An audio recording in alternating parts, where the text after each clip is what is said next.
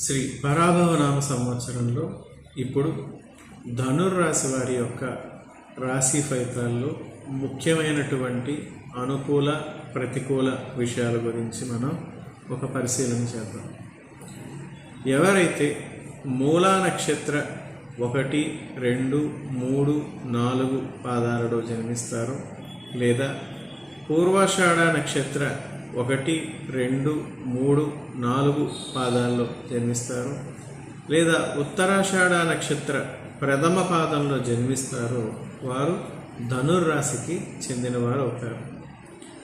ధనుర్రాశికి ఉన్నటువంటి ముఖ్యమైనటువంటి ధనుర్రాశి వారి నేచర్ తత్వం ఏంటి అనంటే, వారు ఊహలు వర్ణాతీతంగా ఉంటాయి.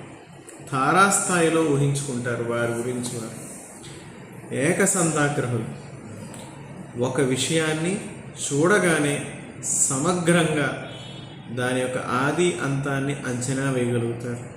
ఈ లక్షణం వాళ్ళు చక్కటి విద్యావంతులు అయ్యేటట్టు, విద్యారంగంలో అత్యంత చక్కటి ఉన్నతి స్థితిని పొందేటట్టు చేస్తుంది. వీరు ఖాళీగా ఉండరు, ఒక చోట నిలబడరు, ఒక చోట కూర్చోరు. సదా ఏదో ఒక పనిలో నిమగ్నమై తమను తాము బిజీగా ఉంచుకోవడాన్నే ఇష్టపడతారు. సాంప్రదాయాలంటే వీరికి చాలా ఇష్టం. అది ఎంత ఇష్టం ఉంటుందంటే, ఒక సాంప్రదాయాన్ని, ఒక పండగ అవనివ్వండి, వేరే కార్యక్రమం అవనివ్వండి, ఆ సాంప్రదాయాన్ని నిర్వర్తించడానికి వారు ఎంత కష్టపడతారో వారి చుట్టుపక్కల వాళ్ళని కూడా అంత శ్రమ పెడతారు. అదేవిధంగా వీరికున్న ముఖ్య లక్షణం, వీరు జన్మించిన స్థానం నుంచి దూరంగా వేరే స్థానానికి వెళ్ళిపోయి అక్కడ స్థిర నివాసాన్ని ఏర్పాటు చేసుకుంటారు.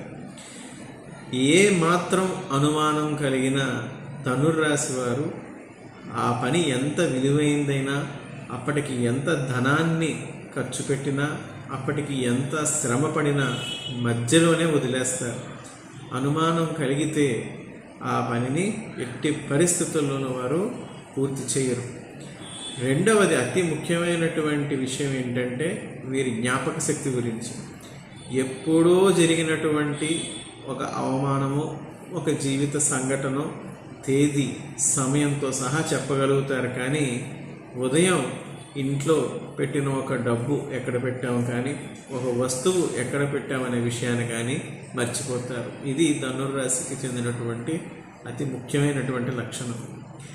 ఇక శ్రీ పరాభవనామ సంవత్సరం 2026-27 తెలుగు కాలమాన సంవత్సరంలో ధనుర్రాశి వారికి ఆదాయం 14, వ్యయం 11, రాజపూజ్యం 1, అవమానం 2గా ఉన్నాయి.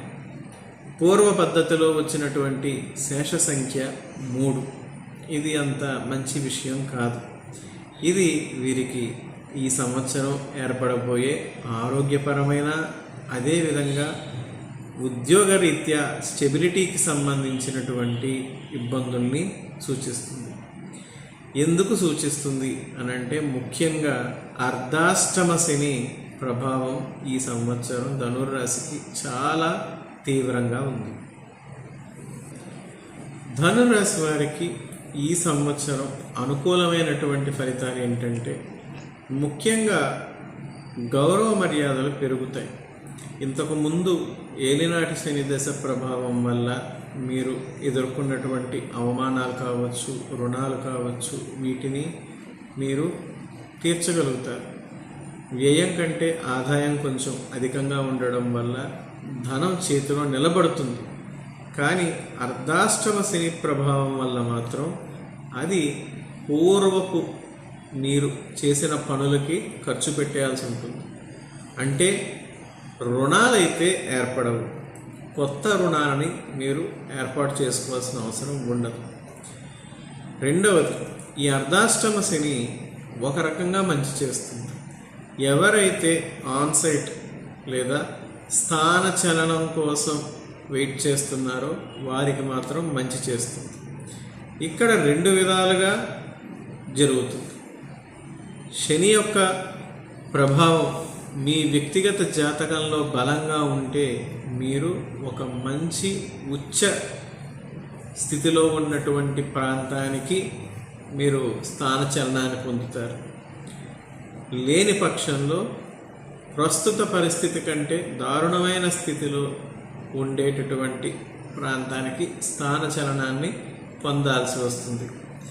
ముఖ్యంగా గృహంలో మీరు ఎంత కష్టపడినా కూడా, కుటుంబ వృద్ధి కోసం ఎంత కష్టపడినా కూడా ఈ అర్ధాష్టమ శని ప్రభావం వల్ల అంత గుర్తింపు ఉండదు.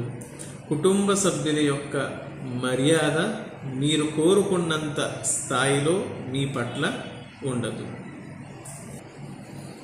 ధనుర్రాశి వారికి ముఖ్యంగా మీరు గుర్తుపెట్టుకోవాల్సింది, ముఖ్యంగా మూలా నక్షత్ర జాతకులు ఈ సంవత్సరం మార్చి నుంచి జూన్ నెల వరకే అత్యంత అనుకూలమైనటువంటి కాలం మీకు. ఆ తదుపరి మీకు గురువు అష్టమ స్థానగతుడు అవ్వడం వల్ల గోచార రీత్యా ఆరోగ్యపరమైన సమస్యలు, అందున కాలేయ సంబంధిత లివర్ రిలేటెడ్ సమస్యలు మిమ్మల్ని బాధించే పరిస్థితి చాలా ఎక్కువ ఉంటుంది. అర్ధాష్టమ శని ప్రభావం వల్ల మాతృవర్గీయులతో, అది మూలా నక్షత్రం కావచ్చు, పూర్వాషాఢ కావచ్చు, ఉత్తరాషాఢ జాతకులు కావచ్చు, ధనుర్రాశి మొత్తానికి వర్తిస్తుంది ఇది. అర్ధాష్టమ శని ప్రభావం వల్ల మాత్రం మీరు మాతృవర్గీయులతో విభేదాలని ఎదుర్కోవాల్సి వస్తుంది.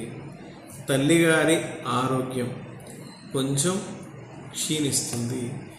తల్లిగారి ఆరోగ్యం పట్ల మీరు శ్రద్ధ చూపించాల్సిన పరిస్థితులు ఏర్పడతాయి.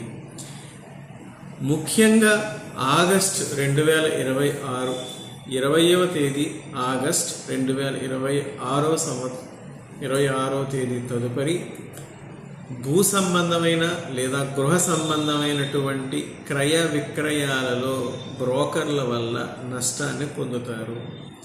మీరు నమ్మవద్దు.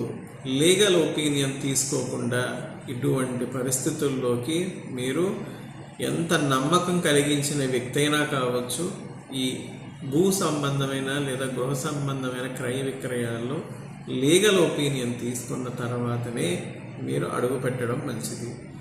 అర్ధాష్టమ శని యొక్క రెండవ ప్రభావం ఏంటంటే భూమి లేదా గృహం వల్ల తీవ్రమైనటువంటి ఇబ్బందిని శనైశ్వరుడు క్రియేట్ చేస్తాడు. సరే, ఈ యొక్క పరిస్థితుల నుంచి మీరు బయటపడడానికి ఏమి చెయ్యాలి?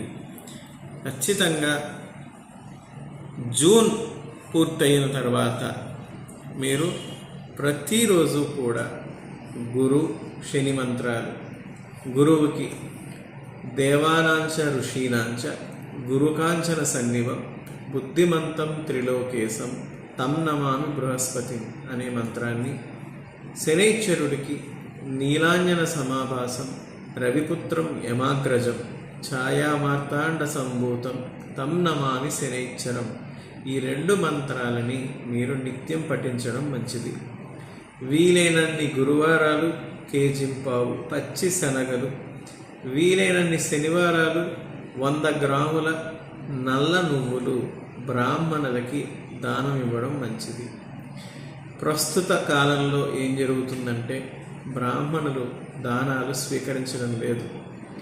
వారికి అర్థమవుతుంది, ఒక వ్యక్తి యొక్క జాతక దోషాన్ని నేను దానం స్వీకరించడం ద్వారా నా యొక్క కుటుంబం ఎదగడం లేదు, ఆ యొక్క దోష ఫలితాన్ని నేను స్వీకరిస్తున్నాను అని బ్రాహ్మణులకి అర్థమవుతుంది. అందువల్ల అలా బ్రాహ్మణులు స్వీకరించిన పక్షంలో కనీసం జలదానం చెయ్యండి.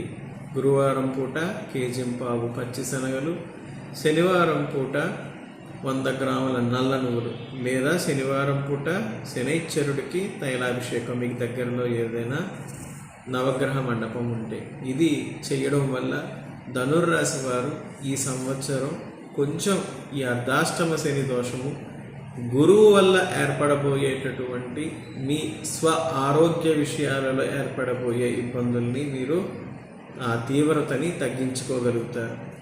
ఇంకా పూర్తిగా వివరాల కోసం, మంత్లీ వైజ్ రాశి ఫలితాల కోసం, గోచార రీత్యా మిగిలిన గ్రహాల యొక్క ప్రభావం కోసం మా యొక్క వెబ్సైట్ avarshubhakaryam.comలో మీరు ఉచితంగా ఈ ఫలితాలన్నింటినీ కూడా మీరు చదవవచ్చు.